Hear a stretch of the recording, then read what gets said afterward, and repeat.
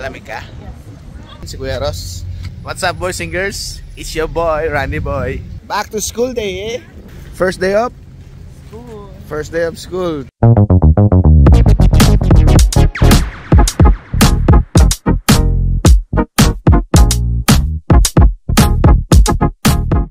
Oy! August ano ngayon? 28. 28. First day of school. First day of school. Actually, August 2024, pero school year 2025 na to. 2024, 2025. What's up, boys and girls? It's your boy, Randy Boy. Dito tayo ngayon sa may Brookwood School sa Woodhaven, si Kuya Ross. Aos ba time mo? Punta na ron. 8:30. Kami na ni Mami. Bye-bye. Bye. Love you. Ako si Naomi. Morning, how are you? Good, how are you? I'm very good. Back to school day, eh? Yeah. There you go. Hi, Naomi. Alamig ka? Chine-check pa niya yung Ona. So she's in S. Alright. So, ayan, boys and girls, no?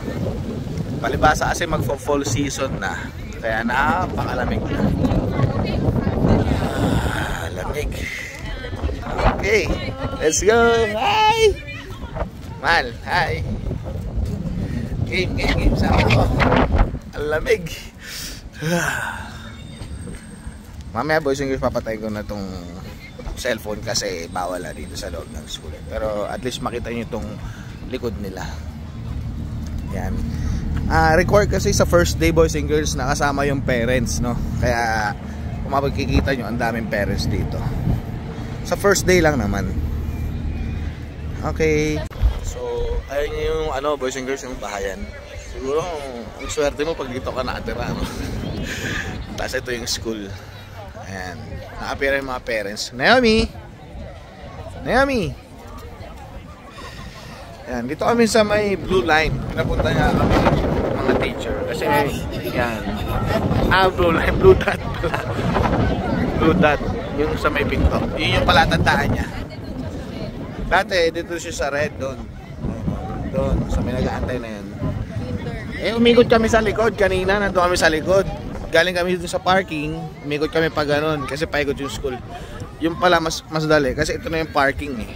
Mas madali kung dito kami sa kabila umikot. Kinder siya before doon siya. Ngayon grade 1 na siya. Dito na. Nanginginig ka eh. Sabi mo di ka nilalamig, Naomi. Yung mga classmates mo, Naomi. Karamihan niya mga classmates mo. Ganun mo nga yung harap. Yan. Lilipa daw. Lilipa rin. Ayun na, may daan din doon, no? Ayun na. Diba? So waiting lang kami kasi papapasukin 8:30. Anong oras na ngayon? Mga nasa 8:25. 5 minutes. Ayan. Sabi na natin. Ano sabi ni teacher? Yun ba yung advisor niya? Hindi. Siya. Okay, nakausap namin. So, ito yung area, no? So, blue dot. And then, katabi siya nung playground. Bye! You too. Good luck at first day. Yan. So ito yung playground. Katabi lang itong playground. Pwede rin niya siguro antayin dito. Pero so ito yung Brookwood, yung school niya. Ayan, Brookwood. Tapos ayun yung Woodhaven. Kita ba? Ayan, boys and girls. So tatawid lang no, sa kabila. Tawid tapat. Thank you. Already send off. Yeah. Thank you so much. So, yeah. Na-send off na namin. Sabi ng teacher, dun daw susunduin sa may tapat ng blue dot everyday. Para hindi daw malito yung susundo tsaka yung bata na hahanapin. So, bilinan din daw yung susundo na doon lang siya antayin. At pati si Naomi, boys and girls, wag na lumayo doon sa area na blue dot na yun. Para madali sila magkita ng susundo. Yan yung parking. Kanina punong-puno to, boys and girls, no? Yan yung GMC. Kanina punong-puno to. Tama, ang bilis na wala ng mga tao. Sa first day school pala ganito, no? Palabas sa last year nung dumating kami rito, parang 3 months na lang, no? Bago magpakasyon.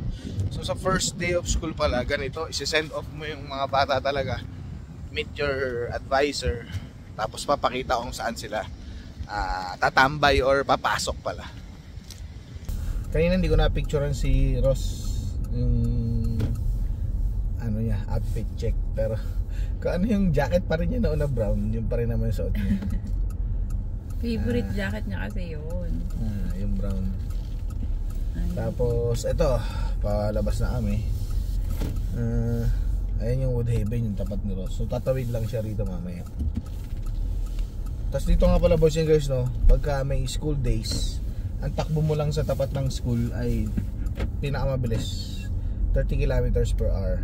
Pinakamabilis na yun. Pagka lumagpas ka doon, huhulihin ka na ng polis. Pagka school days yun. Pagka hanggang 4:30 lang naman ang hapon yun. After 4:30 ng hapon, back to normal speed, which is 50. So yun yung bahay. Actually nilalakad lang talaga nila to, no, everyday. Ngayon kasi medyo malakas yung hangin, umaambong kanina. Tapos yun nga, first day kasi ngayon, kaya sinundo na rin, hinatid na rin namin sila. Pero kita nyo to, no?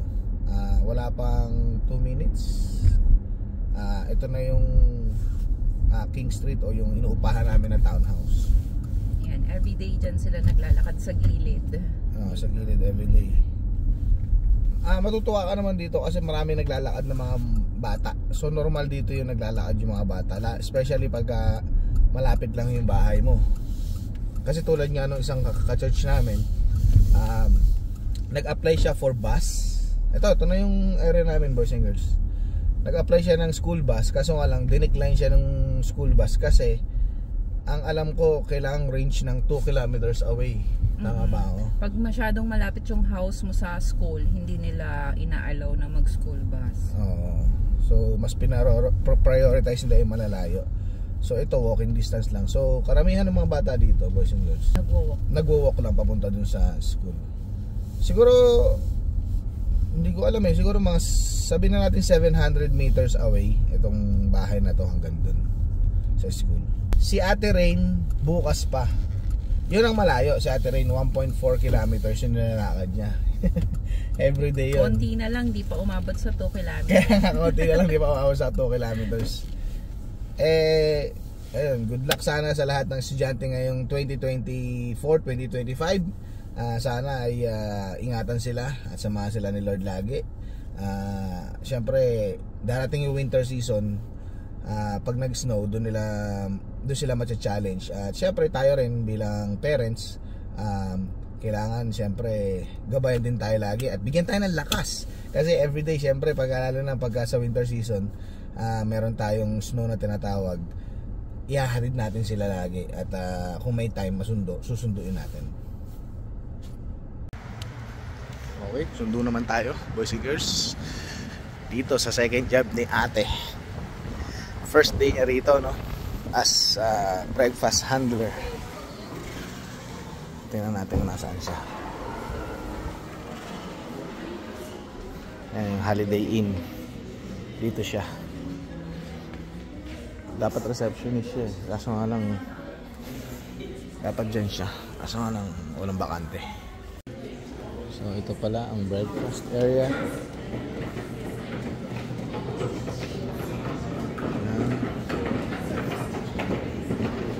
Gift shop and vending.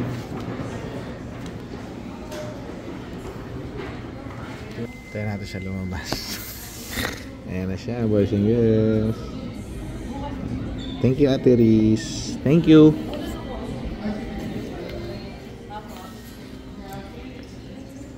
Let's go. Alright, bye-bye. Take out ko. Thank you. Mukhang training yun ah. How's your first day? Great. I love it. You love it? Yeah. Parang pinasosyal lang chill lang, naka-jazz music up. Naka-aircon na nga. So dito siya Holiday Inn, right? Okay.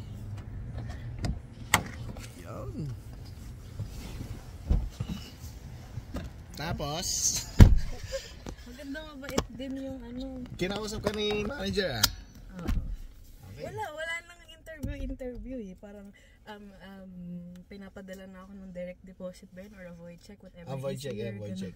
And fill up some forms tomorrow. Oh, wala nang interview. Pasok na. Grabe talaga. Thank you, Ate Riz. Thank you po. Thank you. God bless. Bye! Go, go, go! Yung kanya pong first job, naging second job niya. Ano ba talaga? So, yan na po talaga yung kanyang trabaho kay FC. First day niya kanina.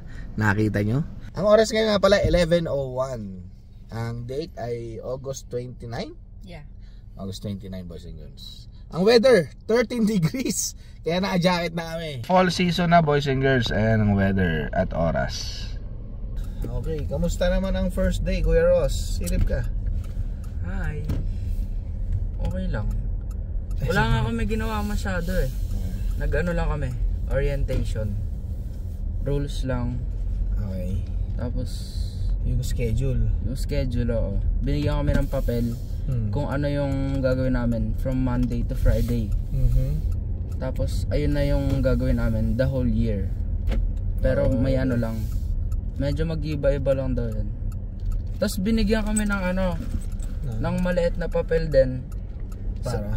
tuwing winter. Para alam namin kung kailan walang pasok. Ganon. So yun yung sabihin nila pag walang pasok pag winter. Naomi, kamusta ang first day? Naomi, sumagot ka. Good. Good pa. Anong sabi ni teacher? Naomi, are you happy? Ha? Okay. So si Naomi ay grade 1 pa ng boys and girls, no? Kaya actually syempre kailangan na rin naman mag-study ng grade 1 dito. Pero mostly kasi parang ang school dito is more on ano sila, activities sila dito. Although ano yung educational din. Pero more on, alam mo naman pag mga grade 1 eh, mga color pa lang, shape. Si Kuya Ross ay grade 9. Grade 9. Pinag-usapan namin mostly about math saka science. Math. Yan, paborito ko yan. Saka science. Science. Yan ang ano, pag hindi mo nakuha yung isang bagay. Diyan babawi. Yun, science. Science. Hindi ko nakuha. Yun. Hindi ko nakuha. Science. Ah! Bagal mo naman.